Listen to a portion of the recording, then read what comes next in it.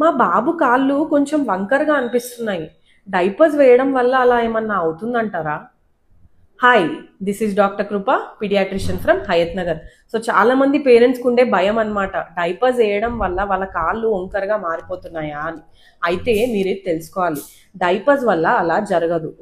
కాళ్ళు వంకరగా అనేటివి అవ్వవు అనమాట. డైపర్స్ కొంచెం బల్కీగా ఉన్నా, సైజ్ సరిగ్గా పట్టకపోయినా, వాళ్ళు నడిచేటప్పుడు కొంచెం వైడ్ బేస్ అంటే డిఫరెంట్గా నడుస్తున్నట్టు టెంపరీగా అనిపించచ్చు అంతే.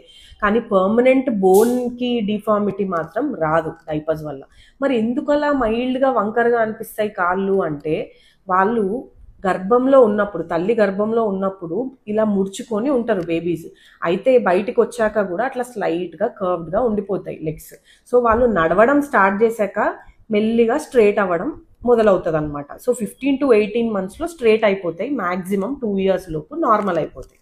అయితే మీరు ఎప్పుడు భయపడాలి అండ్ ఎప్పుడు కన్సల్ట్ అవ్వాలి పీడియాట్రిషియన్ని అంటే, 2 years అయినా కూడా ఇంకా బోలెగ్స్ అంటే కాళ్ళు వంకరగా అనిపించినా, అండ్ సెకండ్ థింగ్ ఒక కాలు వంకరగా ఉండి ఒక కాలు నార్మల్ అనిపించిన, అండ్ థర్డ్ వన్ కుంటుతున్నట్టు అనిపించిన బేబీ, అండ్ ఫోర్త్ వన్ నొప్పి కానీ వాపు కానీ జాయింట్స్లో ఉన్నట్టు అనిపించిన కన్సల్ట్ అవ్వాలి. అప్పుడు ఏమన్నా వైటమిన్ డెఫిషియన్సీస్ ఉన్నాయా చూసుకోవాల్సి వస్తుంది. I hope it helps. Thank you.